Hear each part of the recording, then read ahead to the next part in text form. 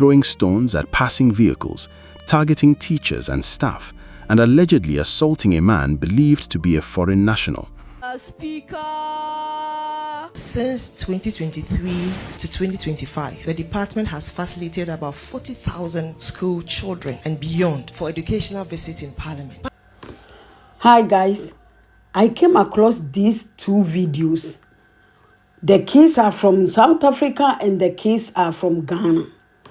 The reason why I brought this video here to even give my comment about these videos is I found something interesting in these two videos. The kids are in Ghana. The leaders are teaching them how to practice in Parliament. Whilst the kids are in South Africa are learning violence, how to beat people, how to loot people's shop, how to practice in violence.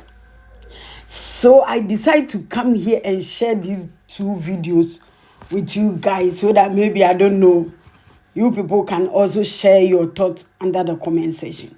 So let's get into this video. And please, if you are new here, kindly subscribe to my channel. I'll come back and give my thoughts about this. Thanks for watching. Confronting foreigners, looting, and demanding that foreign nationals leave their country. What began as whispers of frustration has erupted into chaos, and the images are haunting. On May 27, 2026, videos and eyewitness reports emerged of around 700 students from Masibambane High School and Hector Peterson High School flooding the streets of Kaffontein, Cape Town. Dressed in their school uniforms, these teenagers became active participants in a violent wave of anti-immigrant sentiment that has been sweeping South Africa for weeks. The students were seen throwing stones at passing vehicles, targeting teachers and staff, and allegedly assaulting a man believed to be a foreign national. Along the way, they looted local street vendors and informal stalls, creating an atmosphere of fear, chaos, and destruction. Footage shared widely on social media shows frightened onlookers, terrified residents, and the sheer scale of unrest spreading through the neighborhood. The initial spark appears to have been the locking of school gates at Masibambane Secondary School, which set off a chain reaction. Students, angry and restless, flooded into the streets, quickly joined by peers from neighboring schools. Within minutes, what might have begun as a protest transformed into a full-blown riot. Stones were hurled at vehicles, teachers were chased, and foreign-owned shops were looted, illustrating how quickly collective anger can escalate when young people are mobilized in tense social climates. Authorities from the Western Cape Education Department confirmed that while schools technically remained open, the disruption was severe. Police and Metro law enforcement have increased their presence in the area, attempting to restore order and protect both residents and foreign nationals. The department has also vowed to investigate and discipline any students formally identified as participating in the unrest. This incident highlights an alarming trend: the involvement of school-aged children in xenophobic violence. Experts and social commentators are deeply concerned about the long-term consequences of such participation. Teenagers, many still in formative years, are being drawn into violent, politically charged movements, normalizing aggression, looting, and hate toward foreign nationals. The psychological impact on both the children participating and the victims, foreign teachers, learners, and shopkeepers, is likely profound and lasting. South Africa has been grappling with rising tensions around immigration for years, exacerbated by high unemployment, poverty, failing public infrastructure, and social inequality. Many young people grow up in communities where foreign nationals are scapegoated for broader socioeconomic frustrations.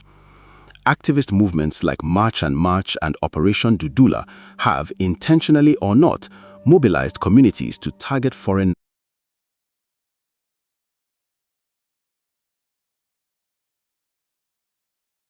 captured during the marches depict students stealing fruit, small goods, and valuables from foreign-owned stalls. The act of taking property underscores the blurring lines between protest and criminality, raising questions about how youth are influenced, mobilized, and held accountable for violent actions in urban South African communities. But whenever they can, we realize that it was not resonating enough. You visit the chamber, you sit in the public gallery, you observe what is going on in the chamber. Then beyond, you interact with the members of parliament and you take the leave of us. Without actually connecting with what happens, probably you would have seen the facility, but that was not enough. So we began to explore ways by which we could actually get children to better understand what happens and practicalize what they see in parliament. Honorable members, there is a statement which stands in the name of the Honorable Member of Parliament for Akuapem himself. Honorable Member, you have the floor. Mr. Speaker, I am happy to make a statement at this mini Parliament of Ghana on why young people must use digital technology responsibly. I thank you, Mr. Speaker. I now invite you to comment on the statement made by the Honorable Member of Parliament for Akuapem South, MP for Tano South. Mr. Speaker, I am however surprised that the Honorable Member is calling on the government to introduce a law to regulate students' use of technology. In my humble opinion, parents know their children better and can decide what is good or bad for them. I agree that a responsible use of technology could have, and I repeat, could have a negative impact on the mental health of students. Mr. Speaker, my colleagues on the other side are turning this issue into a debate. On one end, they support the statement. But surprisingly, Mr. Speaker, they do not support the call for a law on the responsible use of technology in our educational system. Mr. Speaker, my honorable colleague who spoke before me said those of us in the minority are turning this into a debate. Mr. Speaker, that is rather unfortunate. I will call on my colleagues in government to be tolerant of divergent views. This has never happened in the history of our democracy. Many adults think that leadership begins when you become older. That is not the case. We believe that accountability means leaders must listen to the people they serve, and that includes children represented here and all the children of our country. Almost all the countries in the world have signed the Convention of Children's Rights, which is the most ratified convention in the world. You here should be proud because Ghana was the first country to ratify that convention. This was an initiative, and this is what we call the co-creation concept. Now, governance is moving to opening up governance. We want to be part of what concerns us, what decisions are taken about us. All those decisions, we want to be part of them. When you come to Parliament, you are not coming to crack stones. You are coming to Jojo. And in Jojo, and you know one of the things you do, you argue forcefully. In arguing forcefully, use appropriate language, make sure you are making your point. The theme for today is digital technology, responsible use of it. To balance responsible use of digital technology with productivity, protection of personal privacy, respect for others, and mental well-being. In fact, you've impressed all of us. You have made us to know that really Ghana has a future. We have future leaders. So I am proud to be here. And for those who have nurtured you for this maiden program, in fact, say yeah to them for me. Yeah.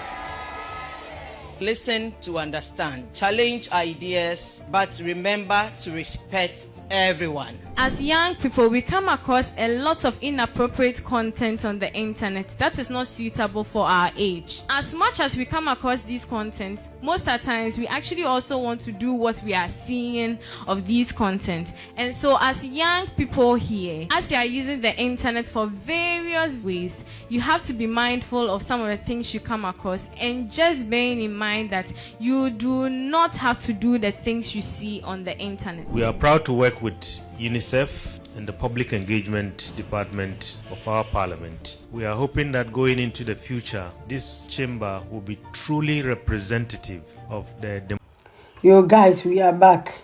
I think by now you have your points. You have watched the video. You have seen these two videos, and I think by now you have your thoughts. So you can feel free to write your thoughts under the comment section. But for me, I think it's better we teach children to be responsible. how they can take care of their country when they grew up, how they can fix their country without violence, how children need to behave accordingly. I think teaching children violence, it will not help their country's future. In this world, every country have migration in their country. Every country on this earth have immigration problem, including Ghana, Nigeria, everywhere, America, Europe, everywhere you go, people have immigration problem. But they are not teaching their children to be violent towards these immigrants. Immigrant situation, they have, I think there is people, immigration department, immigration service, they are the entitled. They are the responsible for immigrants in the country. So teaching your kids to loot people's shop, to beating teachers, to beat people, to steal from people's shop, this is really unacceptable. So it's better we teach children to be responsible so that by the time they grew up, they will know their left and their right. Thanks you all for watching. See you in my next video.